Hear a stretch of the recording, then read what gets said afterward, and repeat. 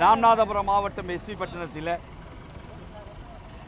Mechanic அருள்தாஸுக்கும் Syed முகமதுக்கும் இடையில் நடந்த வாய் தகராறில் அருள்தாஸ் கொடுத்த புகாரின் அடிப்படையில் காவல் நிலையம் அழைத்து செல்லப்பட்ட சையது முகமது மோசமான முறையிலே தாக்கப்பட்டிருக்கிறார், அடித்து நொறுக்கப்பட்டிருக்கிறார். ஆனால் காளிதாஸ் என்று சொல்லக்கூடிய அந்த சப் இன்ஸ்பெக்டர் தன் கைவசம் இருந்த துப்பாக்கியினால் சுட்டு கொலை செய்திருக்கிறார். தமிழ்நாட்டிலே சட்ட ஒழுங்கு இருக்கிறதா என்ற கேள்வி எழும்பி நிற்கிறது. முற்றிலுமாக சட்ட ஒழுங்கு சீரழிந்து விட்டது என்பதைத்தான் இது காமித்துக் கொண்டிருக்கிறது.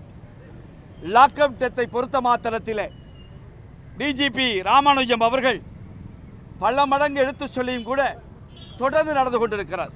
அதிலும் குறிப்பாக சிறுபான்மை மக்களாக இருக்கின்ற முஸ்லிம்கள் மீது நீலாங்கரையிலே ஏற்கனவே நடத்தப்பட்ட துப்பாக்கி சூடு, அதை அடுத்து இந்த எஸ்பி பட்டணத்தில் நடந்திருக்கிறது. இதை தட்டி கேட்க சென்ற மக்கள் மீதே காவல்துறை தடியடை நடத்தியிருக்கிறது. இது அத்தனையும் இந்திய தௌஹீத் ஜமாத் வன்மையாக கண்டிக்கிறதோடு மாத்திரமல்லாமல் காளிதாஸ் திருநாட்டூவிலே கொலை வழக்கிலே கைது செய்யப்பட்டு உடனடியாக பதவி நீக்கம் செய்யப்பட வேண்டும். அப்படி ஒன்று நிகழவில்லை என்றால் தமிழகம் முழுவதும் இந்திய தௌஹீத் ஜமாத் ஒவ்வொரு மாவட்ட